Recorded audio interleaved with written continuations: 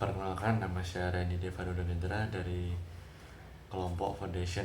Sini saya akan mengulas kembali manajemen waktu. Manajemen waktu adalah kemampuan untuk fokus dan memprioritaskan sebuah tugas, adalah kunci bagi siapapun yang ingin mempertahankan produktivitas dimanapun. Masing-masing dari kita tentu memiliki tugas-tugas yang ingin harus dikerjakan dalam beraktivitas sehari-hari untuk mencapai target dan tugas-tugas yang dikerjakan. Kita harus paham mengenai manajemen waktu adalah suatu proses untuk mengontrol atas waktu dengan batas tertentu dan untuk melakukan tugas tertentu. Manajemen waktu adalah kemampuan untuk merencanakan dan menggunakan waktu semaksimal mungkin. Menurut Atkinson, manajemen waktu adalah suatu jenis keterampilan yang berkaitan dengan bentuk upaya dan tindakan yang dilakukan dengan terencana agar seseorang mampu memanfaatkan waktu sebaik mungkin. Waktu adalah perkembangan keberadaan dan peristiwa dari masa lalu ke masa depan. Berikut adalah karakteristik dari waktu tidak sengaja. Waktu sering dideskripsikan sebagai dimensi keempat dari panjang, lebar, dan tinggi. Tidak seperti dimensi lainnya, berjalannya waktu adalah ketidaksengajaan. Secara teori, kamu bisa berhenti di satu titik luar angkasa dan berdiri di sana sementara alam bumi tetap berputar. Dua, tidak dapat diubah. Waktu terjadi sebagai urutan kejadian yang tidak dapat diubah, sehingga begitu sesuatu terjadi tidak bisa terjadi. Ada hubungan di antara kejadian tersebut, sebab akibat yang mana sesuatu di masa lampau mempengaruhi apa yang terjadi di masa sekarang. Dapat dihitung dengan satuan yang disebut detik. Waktu adalah pengumpulan yang penting untuk hampir setiap pekerjaan manusia, termasuk sains, seni, bisnis, dan kegiatan sehari-hari. Waktu yang mutlak, gagasan bahwa waktu konstan seluruh alam semesta. Semua pengamat ini adalah dasar untuk sistem fisika yang dikemukakan oleh Sir Isaac Newton yang dikenal sebagai hukum Newton. Manajemen waktu yang sukses adalah: 1. Evaluasi. Luangkan beberapa hari untuk mencatat waktu yang telah digunakan untuk mengerjakan tugas sehari-hari. 2. Rencana dan prioritas. 3. Eliminasi pencurian waktu. Hapus gangguan-gangguan yang mengganggu produktivitas keseharian kamu. 4. Delegasi.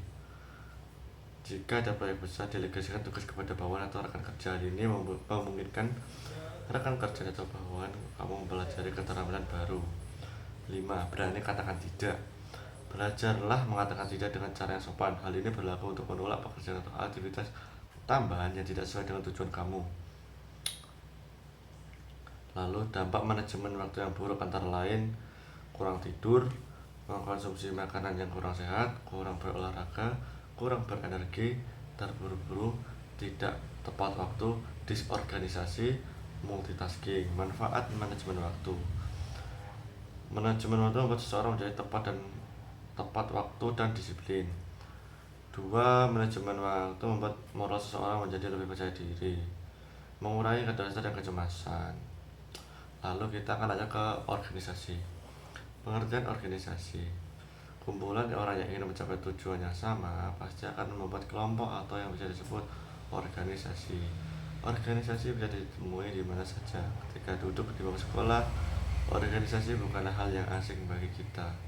Contohnya ada organisasi OSIS atau disebut organisasi siswa intrasekolah. Di tingkat universitas seperti BEM, Badan Eksekutif Mahasiswa. Jika suatu kelompok memiliki tujuan yang sama dan memenuhi unsur-unsur organisasi. 1. Konsep statis. Sebuah struktur atau jaringan hubungan tertentu dalam artian sekelompok orang yang terikat bersama dalam hubungan formal untuk mencapai tujuan bersama. Kedua, konsep dinamis merupakan sebuah proses aktivitas yang sedang berlangsung dalam artian proses pengorganisasian pekerjaan orang dan sistem. Hal ini berlaku dengan proses menentukan kegiatan apa diperlukan mencapai tujuan bersama atau tujuan kelompok. 1.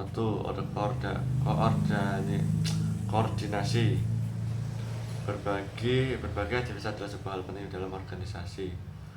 Koordinasi membantu dalam mengintegrasikan menjalankan sebagai kegiatan. 2. Divisi pekerjaan. Yang ketiga, tujuan yang sama. 4. Hubungan kooperatif.